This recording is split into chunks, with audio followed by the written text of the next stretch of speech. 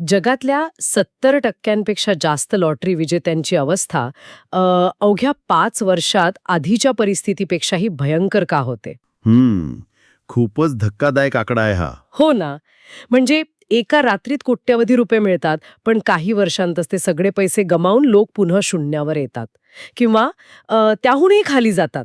कारण त्यांना पैसा मिळतो, पण ती संपत्ती कशी टिकवायची हे माहीत नसतं. अगदी बरोबर. संपत्ती कशी वाढवायची याचा कोणताही नकाशा त्यांच्याकडे नसतो. अचानक आकाशातून पडलेला पैसा ही संपत्ती नसते, तो फक्त एक अपघात असतो. नक्कीच. आणि म्हणूनच आजच्या या सखोल चर्चेत आपण अशाच एका अत्यंत रंजक विषयाचा वेध घेणार आहोत. आणि यातली सर्वात लक्षवेधी गोष्ट म्हणजे आज आपण ज्या माहिती स्रोतावर चर्चा करणार आहोत तो काही 1000 पानांचा मोठा ग्रंथ नाहीये. अजिबात नाही. हा स्रोत अत्यंत संक्षिप्त आहे, पण तो संपत्तीकडे पाहण्याचा आपला दृष्टिकोनच पूर्णपणे बदलून टाकतो. अगदी अक्षरशः सांगायचं तर हा स्रोत म्हणजे फक्त एका पुस्तकाचं शीर्षक आणि त्याखालची एक ओळ आहे. हो, फक्त 2च वाक्य. The architect of wealth, principles for financial success हे त्या पुस्तकाचं इंग्रजी शीर्षक आहे. आणि त्यासोबत जोडलेली एक अतिशय थेट आणि लक्षवेधी मराठी ओळ आहे, करोडपती बनायचे, हे नियम पाळा. हां, खूप मोठा विरोधाभास आहे इथे. हो ना. म्हणजे सुरुवातीला हे वाचल्यावर मला वाटलं, हे नक्की काय आहे? एका बाजूला अत्यंत प्रगल्भ असं तत्वज्ञानासारखं वाटणारं इंग्रजी शीर्षक आणि दुसऱ्या बाजूला थेट रस्त्यावरच्या माणसालाही समजेल अशी भाषा. बरोबर. थेट त्याच्या महत्वाकांक्षेला भिडणारी भाषा. तेच तर. या दोन अगदी विरुद्ध वाटणाऱ्या वाक्यांमध्ये संपत्ती निर्मितीचं जे विज्ञान आणि मानसशास्त्र दडलंय ते उलगडणं आजचं आपलं मुख्य उद्दिष्ट आहे. चला तर मग हे जरा सविस्तर समजून घेऊया. नक्कीच. आता या दोन्ही वाक्यांमधील विरोधाभास मुद्दाम तयार केलेला आहे बघा. आणि तो खूप काही सांगून जातो. दी आर्किटेक्ट ऑफ वेल्थ हे शीर्षक एक प्रकारचं गांभीर्य दर्शवतं. इथे आर्किटेक्ट म्हणजे वास्तुविशारद हा शब्द खूप जाणीवपूर्वक वापरला गेलाय. लेखकाला आपल्याला संपत्तीचा केवळ मालक किंवा रखवालदार बनवायचं नाहीये. मग काय बनवायचंय? त्याला आपल्याला एक आर्किटेक्ट बनवायचंय, एक निर्माता. पण इथेच मला एक मोठा प्रश्न पडतोय. काय? आर्किटेक्ट किंवा वास्तुविशारदाची ही तुलना थोडी स्वप्नाळू वाटत नाही का? म्हणजे वास्तवात आपण पाहतो की अनेक लोकांकडे स्वतःचा पाया रचण्यासाठीच मुळात पैसा नसतो. हे वास्तव आहे. महिन्याचा खर्च भागवताना लोकांच्या नाकी नऊ येतात. तिथे स्वतःला संपत्तीचा आर्किटेक्ट मानणं हे फक्त आधीच श्रीमंत असलेल्या लोकांसाठी किंवा ज्यांच्याकडे भरपूर पैसा आहे त्यांच्यासाठीचं तत्वज्ञान वाटू शकतं. सामान्य माणसाला या संकल्पनेचा काय उपयोग? हा खूप स्वाभाविक प्रश्न आहे. पण आर्किटेक्चरचा किंवा वास्तुरचनेचा मूळ गाभा पैशात नसून नियोजनात असतो. म्हणजे पैशापेक्षा प्लॅनिंग जास्त महत्वाचं? अगदी. म्हणजे एखादा वास्तुविशारद जेव्हा काम सुरू करतो तेव्हा त्याच्या हातात विटा किंवा सिमेंट नसतं. हो, त्याच्या हातात फक्त कागद आणि पेन्सिल असते. बरोबर. तो आधी त्या जागेचा आणि परिस्थितीचा अभ्यास करतो. माती कशी आहे, इथून पावसाचं पाणी कुठून वाहून जाईल, भूकंप आला तर या इमारतीला किती धक्के बसू शकतात. अच्छा, म्हणजे तो आधी धोक्यांचा विचार करतो. नक्कीच. आणि आर्थिक जगात या भूकंपाची जागा नोकरी जाणं, अचानक आलेला आजार किंवा बाजारातील मंदी घेते. आणि वाढती महागाई सुद्धा. हो, महागाई तर आहेच. म्हणजे संपत्ती नसणं हे कारण होऊ शकत नाही. कारण आर्किटेक्टचं काम मुळात इमारत बांधण्याआधी म्हणजे प्रत्यक्ष पैसे गुंतवण्याआधी सुरू होतं. हो. जोखीम व्यवस्थापन किंवा रिस्क मॅनेजमेंट हा त्या डिझाईनचाच एक अविभाज्य भाग असायला हवा, असाच याचा अर्थ होतो ना? तंतोतंत. जर उद्या एखादी इमारत कोसळली तर तो वास्तुविशारद हवामानाला किंवा वादळाला दोष देऊ शकत नाही. नाही देऊ शकत. हे त्याने त्याच्या मूळ डिझाईनमध्येच ती ताकद द्यायला हवी होती. जेव्हा एखादी व्यक्ती स्वतःला संपत्तीचा आर्किटेक्ट मानते तेव्हा ती आपल्या आर्थिक स्थितीसाठी सरकारला, अर्थव्यवस्थेला किंवा नशिबाला दोष देणं थांबवते. हे खूप महत्वाचं आहे. म्हणजे दुसऱ्याकडे बोट दाखवणं बंद होतं. हो, ही संकल्पना माणसाला परिस्थितीचा बळी या मानसिकतेतून बाहेर काढते आणि निर्माता या मानसिकतेत घेऊन जाते. वा. तुमच्याकडे आज 1000 रुपये असतील किंवा 1 लाख, त्या पैशांचं वाटप कसं करायचं? महागाईची वाळवी ती संपत्ती कशी खाऊ शकते याचा विचार करून त्यानुसार पावलं उचलणं म्हणजे आर्थिक वास्तुरचना. हे ऐकायला खूप तार्किक वाटतंय, पण तरीही एक व्यावहारिक अडचण आहे बघा. कोणती? आपण आजूबाजूला पाहतो की लोक स्वतःहून आर्थिक निर्णय घेतात, घर घेतात, गुंतवणूक करतात, तरीही ते आर्थिक संकटात अडकतात. मग आर्किटेक्ट असणं आणि नुसतंच बांधकाम करणारा मजूर असणं यात नक्की काय फरक आहे? दोघेही इमारतच उभी करत असतात ना? तिथेच तर मेष आहे. मजूर फक्त आजची वीट आज रचतो. त्याला पूर्ण इमारतीचा अंतिम आकार माहीत नसतो. अच्छा, म्हणजे तो फक्त आजचा विचार करतो. बरोबर. आणि बरेच लोक असेच आर्थिक निर्णय घेतात. आज पगार आला, गाडीचा EMI भरला, उरलेले पैसे खर्च केले किंवा कुठेतरी बँकेत टाकले. हे मजुराचं काम झालं. म्हणजे कोणताही मोठा प्लॅन नसतो.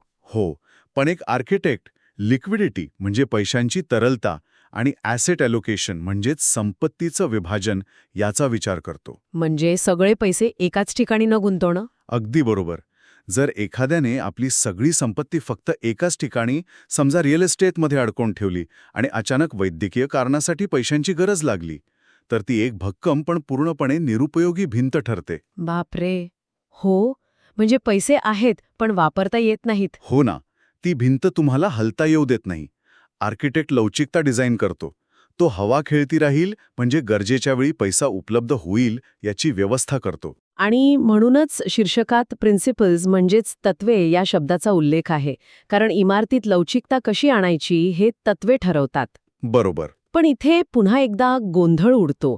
आता इथे विषय खऱ्या अर्थाने रंजक होतो. कसं काय? इंग्रजी शीर्षकात प्रिन्सिपल्स फॉर फायनान्शियल सक्सेस असं म्हटलंय आणि खाली मराठीत हे नियम पाळा अशी थेट सूचना आहे. मग तत्वे आणि नियम यात नेमका काय फरक आहे? बहुतांश लोक आमच्या या दोन्ही शब्दांचा वापर समानार्थी म्हणूनच करतात. हे दोन्ही शब्द अजिबात समानार्थी नाहीत. आणि या फरकातच आर्थिक यशाचं गुप्ती दडलंय. म्हणजे कसं? जर आपण याला व्यापक दृष्टिकोनातून पाहिलं तर तत्वे ही खऱ्या अर्थाने गुरुत्वाकर्षणाच्या नियमांसारखी असतात. म्हणजे ती कधीच बदलत नाहीत. अगदी. ती सार्वत्रिक आहेत. ती स्थल काळाच्या पलीकडची आहेत. उत्पन्नापेक्षा खर्च नेहमी कमी असावा किंवा चक्रवाढ व्याजाचा फायदा घेण्यासाठी दीर्घकाळ गुंतवणूक करावी, ही तत्वे आहेत. ओके, लोक एवढे वेडे का असतात?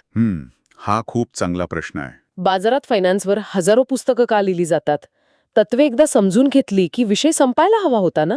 कारण तत्वे अत्यंत कंटाळवाणी असतात. कंटाळवाणी. हो, मानवी मेंदूला ती अजिबात आकर्षक वाटत नाहीत. कमी खर्च करा आणि गुंतवणूक करा हे ऐकायला खूप कोरडं वाटतं. त्यात कोणतीही गती किंवा थरार नसतो. हो, हे खरे. लोकांना थरार हवा असतो. आणि इथेच नियम मैदानात उतरतात. अच्छा, तत्व आकाशात असतात, ती आदर्श असतात, पण नियम जमिनीवर असतात. म्हणजे नियम हे कृतीत आणण्यासारखे असतात. तुम्हाला ती दिशा पकडून ठेवायला भाग पाडतात. माझ्या पगारातील 20% रक्कम पगार झाल्या झाल्या आपोआप म्युच्युअल फंडात जाईल, हा नियम आहे. समजलं. तत्व सांगतं की बचत करा, पण नियम सांगतो किती कधी, कशी आणि किती करा. म्हणजे नियम हे तत्वांना आपल्या रोजच्या सवयींमध्ये बांधण्याचं एक व्यावहारिक साधन आहे. अगदी. पण तरीही त्या मराठी वाक्यात हे नियम पाळा अशी थेट सक्ती का आहे? नियम समजून घ्या किंवा नियमांचा विचार करा असंही म्हणता आलं असतं. इथे एक प्रकारचा हुकुमशाही किंवा लष्करी टोन जाणवतो. कारण माणसाचा स्वतःवर अजिबात विश्वास नसतो. म्हणजे काय? बिहेवियरल फायनान्समध्ये याला सेल्फ कंट्रोल प्रॉब्लेम म्हणतात. ओके. आपल्याला सर्वांना माहीत असतं की जंक फूड खाणं आरोग्यासाठी वाईट आहे, हे तत्व झालं. हो. पण जेव्हा समोर गरम पिझ्झा येतो तेव्हा आपण तत्व सोयीस्करपणे विसरून जातो. हे अगदी माझ्या बाबतीत होतं. आर्थिक शिस्तीच्या बाबतीतही हेच घडतं. म्हणजे सेल लागला की आपण सगळे नियम विसरतो. बरोबर.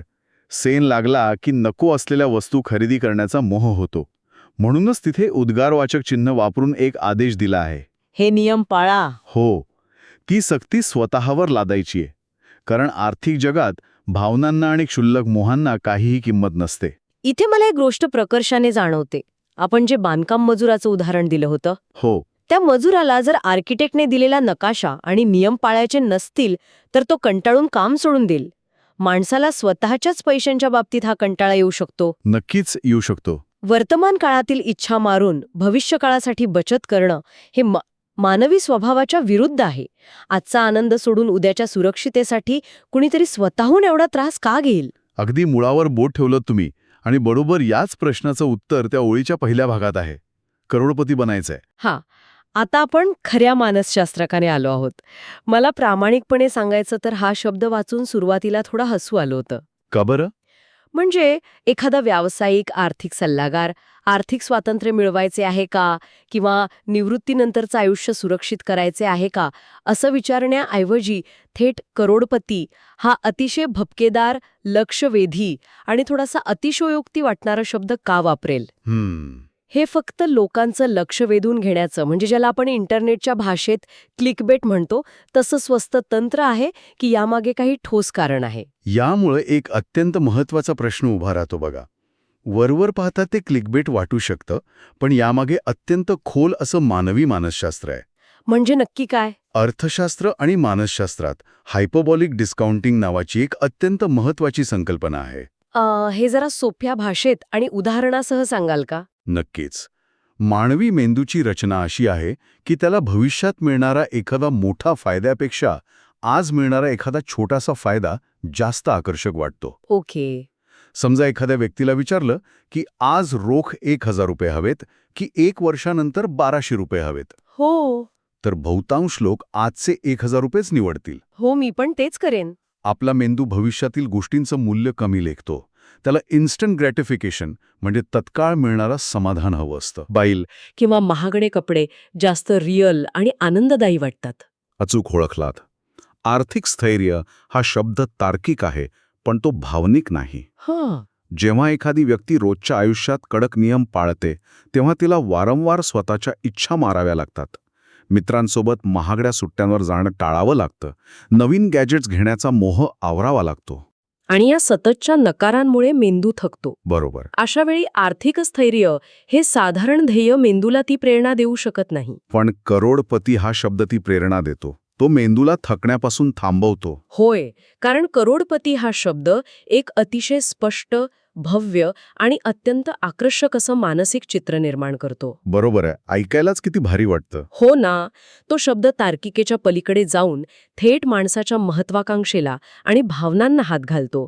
जेव्हा नियमांचं पालन करणं कठीण वाटू लागतं, जेव्हा संयम सुटू लागतो, तेव्हा हे करोडपती होण्याचं चित्र एका इंधनासारखं काम करतं. वा. ध्येय जेवढं भव्य आणि डोळ्यांना दिपवणारं असतं, तेवढीच त्याची किंमत, म्हणजेच नियम पाळण्याची अट मोठी असली तरी माणूस ती किंमत मोजायला तयार होतो. हे खरोखरच भन्नाट आहे. म्हणजे तो शब्द एक प्रकारे आपल्याच मेंदूला फसवून त्याच्याच तत्काळ समाधान शोधण्याच्या सवयीला वळसा घालून त्याला एका कठीण प्रवासासाठी तयार करण्याची युक्ती आहे. हो, एक प्रकारची युक्तीच आहे ती, पण एकही वीट चुकीची रचू देणार नाही. अगदी बरोबर. आणि म्हणूनच इंग्रजी शीर्षक आणि मराठी ओळ यांची सांगड एवढी अचूक बसते. दी आर्किटेक्ट ऑफ वेल्थ हे तुम्हाला तुमचं अंतिम स्वरूप दाखवतं. एक संयमी, दूरदृष्टी असलेला, भावनांवर नियंत्रण ठेवणारा निर्माता. आणि करोडपती बनायचंय. हे तुम्हाला तो पहिला कठीण नियम पाळण्यासाठी लागणारी मानसिक ऊर्जा आणि धक्के सहन करण्याची ताकद देतं. खरंच, आपण अवघ्या 2 वाक्यांच्या स्रोतामधून संपत्ती निर्मितीचा एवढा मोठा आणि गुंतागुंतीचा नकाशा उलगडलाय. हो, खूपच रंजक चर्चा झाली ही. यात आपण पाहिलं की संपत्ती निर्माण करणं ही नशिबाची नाही, तर शिस्तबद्ध नियोजनाची गोष्ट आहे. त्यासाठी आर्किटेक्टसारखा रिस्कचा आधीच विचार करावा लागतो. बराबर. तत्व आपल्याला मार्ग दाखवतात, पण त्या तत्वांना वास्तवात आणण्यासाठी आपल्याला कठोर नियमांच्या चौकटीत स्वतःला बांधून घ्यावं लागतं.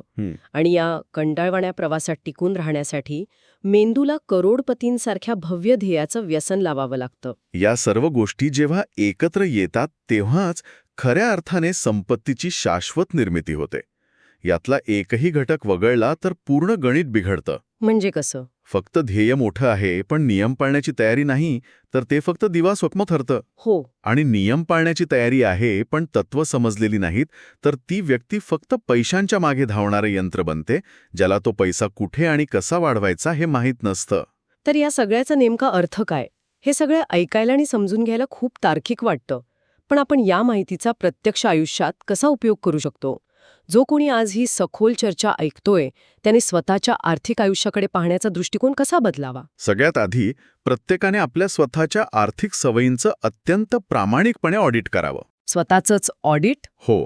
आपण आजवर घेतलेले आर्थिक निर्णय एखाद्या आर्किटेक्टसारखे घेतले आहेत की केवळ गर्दीच्या मागे धावून भीतीपोटी किंवा क्षणिक मोहापोटी घेतले आहेत?